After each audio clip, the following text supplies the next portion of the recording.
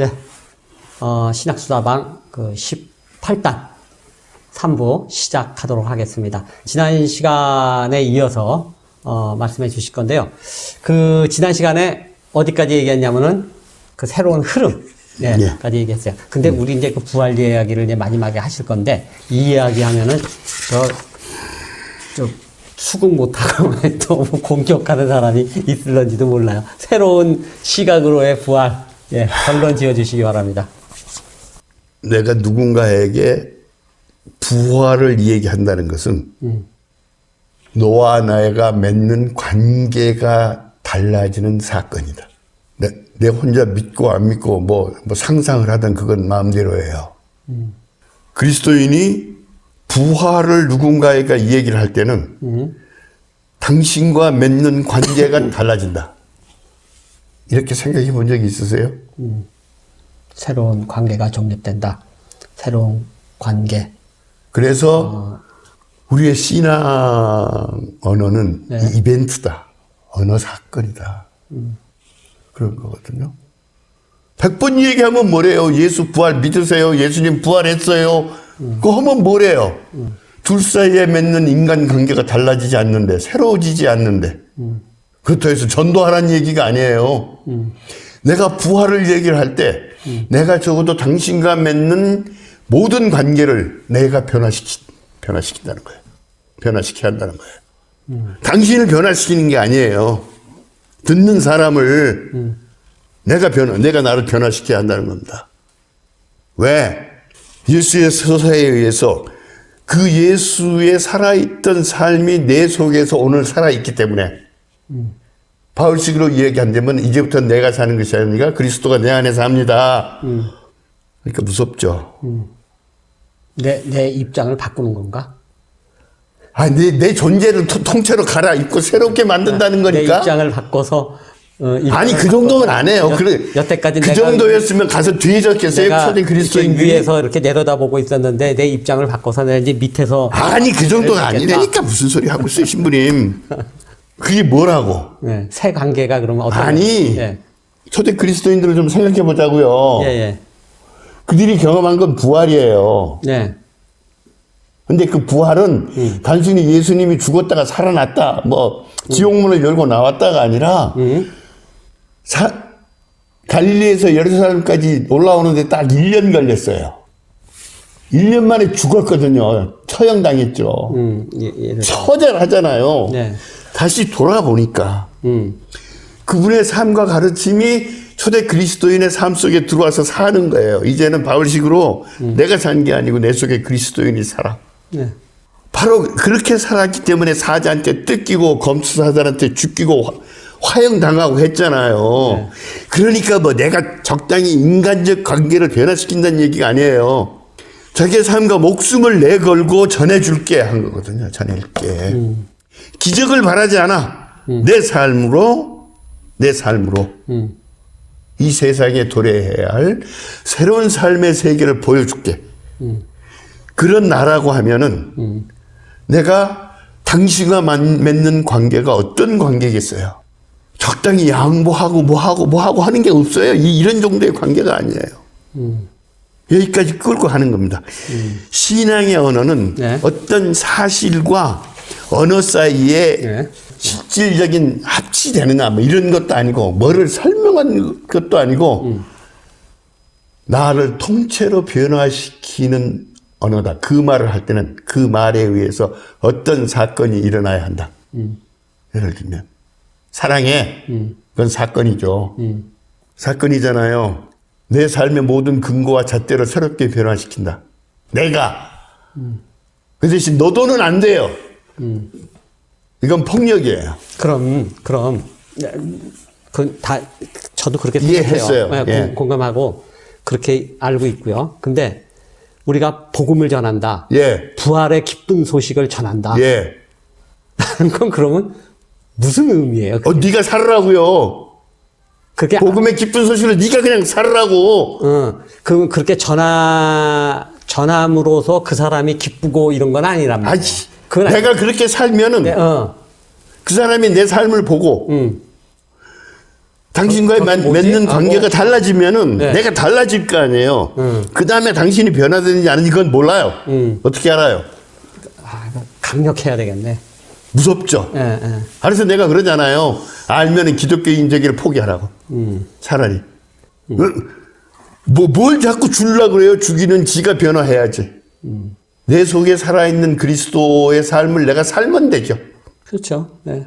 그렇게. 그런 유명한 그 이슬람인가 어떤 사람이 낯선 사람이 동네에 와가지고 20, 30년 동안을 온갖 그 동네의 굳은 일을 맡아가면서 묵묵히 하는 거예요. 예. 장례치르고 보니까 그 사람 탁자 위에 코란 한 건 놓여 있더라는 거예요. 네, 그거 어디서? 그 유명한 얘기예요. 예. 그러니까 예. 한 번도 알라가 어떠니 뭐니 어떠니 얘기해 본 적이 없다는 거야. 그냥 만나는 당신과의 삶 속에서 내가 변화된 삶으로 내가 살면 되는 거예요. 네. 그럼요. 맞습니다. 그게 부활이죠. 이 아간배는 많은 얘기를 해요. 거기까지 오기까지 많은 얘기를 하는데 핵심은 그겁니다. 바로 언어 사건이라고 하는 것은 신앙의 언어는 그 말을 하는 순간 우리의 관계가 변화되고 내가 변화되고 거기에 있었던 사건이 일어나는 거다. 부활절 되면 또 부활을 얘기를 하겠죠. 네. 부활을 얘기하는 그 사람의 존재 변화는 뭐가 있어요? 오늘 그리스도인들 그야말로 키르케고르의 말대로 두려움과 떨림이죠. 자, 부활은 다른 형태가 아니라 예수의 서사로 살아난 겁니다. 그런데 그 서사가 무서워요. 그러니까 제가 전번에 얘기를 했어요. 삶에서 정치적이지 않은 얘기가 어디가 있느냐.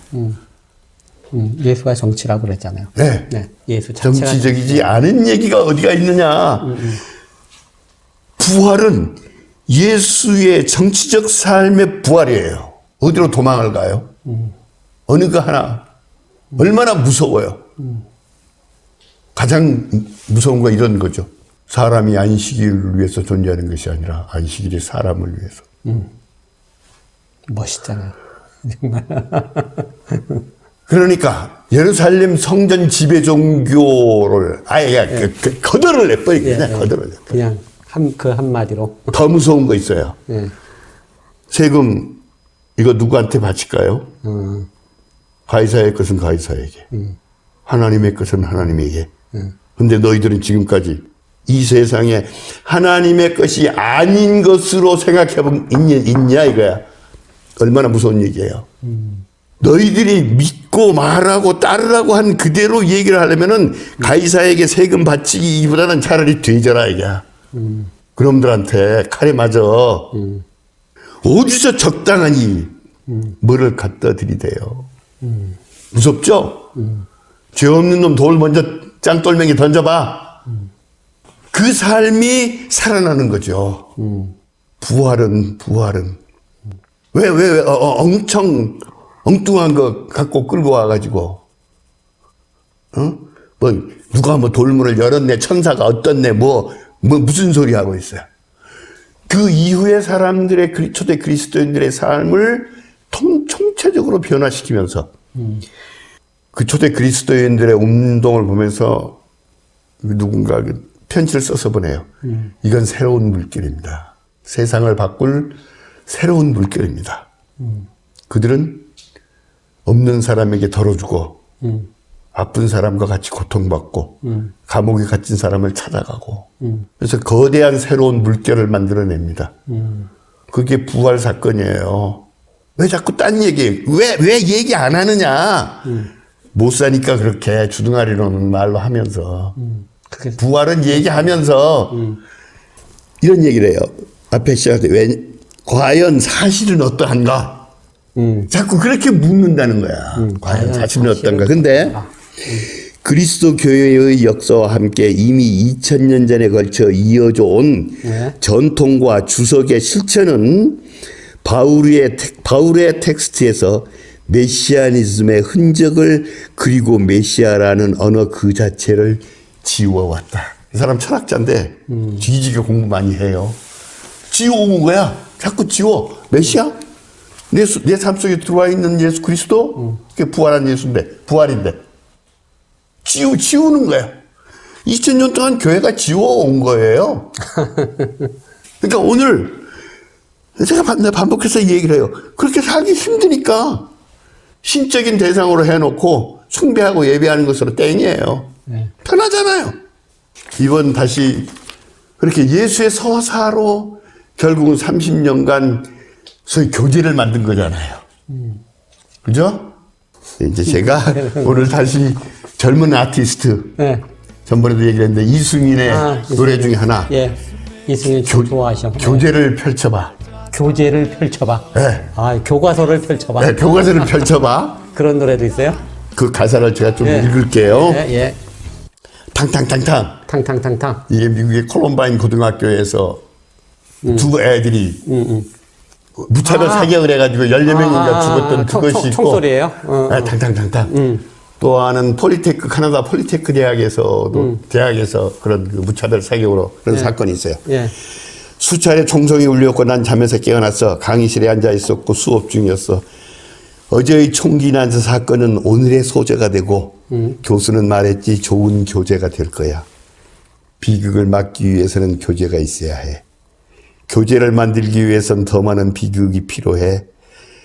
너의 비극을 모두가 축복할 거야. 이놈 비비꼬거든요. 좀 시니컬하네. 시니컬하죠. 냉소적이고 시니컬해요. 교제를 펼쳐봐 반복되는데 눈물을 쏟아내 아픔을 전부 쑤셔 넣어. 피로 이름을 적어 넣어. 그러면서 탄식은 생에 스며들기 전 활자가 돼 있어. 뼛속에 말을 심은 누군가 낭독해. 나는 오늘 성서를 읽는 게 딱 이런 꼴이라고 생각을 해요. 그들은 피로 이름을 써놓고 아픔을 집어넣고 했는데 오늘 교제로 막아. 교재로 낭독해. 응? 교재를 만들기 위해서는 더 많은 비극이 필요해. 너의 비극을 우리는 축복할 거야. 근데 그걸로 축복받았어. 은혜 받았지. 은혜 받았어. 피로 쓴 거거든요. 네. 그 이름을 박아 넣고 네. 우리의 예수의 서사에는 얼마나 많은 아픔이 있어요. 네? 사실은 나도 똑같아 노랫말을 짓는다는 것은 너의 비극을 식탁에 꺼내놔 줄래? 내가 멋있게 위로해 줄게. 우리가 캐논이죠. 네. 교제죠. 그리스도인은. 네, 네, 네. 이 속에 네. 아픔과 피로 적은 이름과 고통과 모든 것이 있죠. 쓰여져 있는데 예. 피로 물든 책인데. 그 책이죠. 예. 그걸 식탁에 꺼내놓고 우리는 적당히 위로받고 예. 은혜 받고. 은혜 받고 교훈으로 삼고. 우리는 어쩌면 올 부활절에는 이 교제를 다시 펼쳐야 될 거예요. 제대로. 그게 부활이죠. 목사님. 무서워요. 애들 요즘 젊은 애들 무서워요. 제가 저희 사목 그만두면서 사제생활 마지막 설교에 그런 얘기를 했던 것 같아요. 그 행동으로 못할 것 같아서 실천하지 그렇게 살지 못해서 말도나 이제 그만 해야 되겠다. 한번 말한 대로 조금 살아보고 살아보지 이제 말 그만 해야 되겠다. 그렇게 살지 못할 것 같으면 말도 하지 말아야 되겠다. 이렇게 했는데 그 이후에도 계속 그런 말만 하고 살았어요. 그렇게 어떻게 해요? 뭐 그렇게 또 살게 돼 있는 건데 다시 만난 세계 너는 교제를 펼쳐봐. 그래서 이제 늙은이들은 대충 좀 깨우침을 받고 가르치려 하지 말고 깨우침을 받고 꼰대들 이제 좀 그래도 입 다물고 이러면 좀 덜 꼰대 같잖아. 예? 입 다물고. 근데 여기 그래서 어떻게 희망을 좀 보십니까? 요새 그런 사회 현상이나 이런 걸 아니 난 그런 제 딸을 보면서 희망이 보여요? 아니 그런 말을 별로 하고 싶은 생각이 없어요. 예. 아간벤 네. 샘물. 어쨌든 어디선가 뭐가 솟아오른다. 네. 이게 원천들이 이게 솟아오른다. 그런 생각을 참 해보고 2, 3일 전부터는 그 파친코라고 하는 드라마 좀 보셨어요? 네, 어제 올라온 4편은 아주 그냥 압권이었어요. 드라마도 보시고. 네, 저는 드라마 볼 시간도 없는데.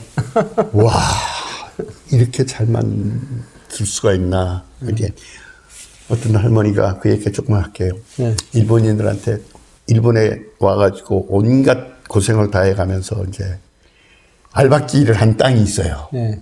그러니까 이제 대규모 호텔에서 그 알박은 땅을 이제 팔라고 온갖 이제 뭐 유혹과 협박과 이런 걸 해 나가는데 그냥 한 30초 커트로 한쪽에서는 탄광의 인부로 간다고 하는 사람들의 외항선의 선부들이 한 30초 커트로 탁 나오고 그 할머니가 그 국선이에요. 탁 이렇게 나오는데 숨이 막 턱턱턱턱 막혀요. 아, 이 시대는 우리의 역사를 이런 문화적 현상으로 표현을 하고 있구나. 그러니까 상록수 부르고 아침 이슬 부른 우리의 분노와 뭐 이런 것이 아니라 하여튼 누가 좀 썼으면 좋겠어요. 즐거움의 정치. 네. 그런 어떤 새로운 물결이, 네, 새로운 물결이. 새로운 물결이 일시적 현상이 아니라 좀 지속될 지속될 수밖에 없는 상황이. 그러고 지금 만들려고 그러잖아요, 지금. 왜냐하면 그 반대가 워낙 세면은 또 반대의 물결이 가죠. 또 생기기 마련이니까 오케이. 저는 계속 될 것 같아요. 더 커질 것 같아요. 저는 희망적으로 봅니다. 오케이. 그 정도 갑시다. 네? 다시 오늘 아주 부활을 새로운 각도에서 질문하고 새로운 각도에서 우리가 생각해 보게끔 목사님 감사합니다. 그런 좋은 말씀 해주셨어요. 종합하자면 그런 거예요. 예. 부활을 우리는 잘못 물었다. 잘못 물었어요. 그러니까 답이 엉뚱한 답이 나왔던 거예요. 계속 이상한 답이 그리고 나왔던 거예요. 우리의 삶의 현실에서 그렇게도 그런 형태로 메타모포시스라고 그래요. 변신되어서 우리의 역사 속에서 그렇게 일어나는구나. 항상 생명력이 있는 거죠. 예. 살아있는 거야. 그렇게 일어나는구나. 그렇습니다.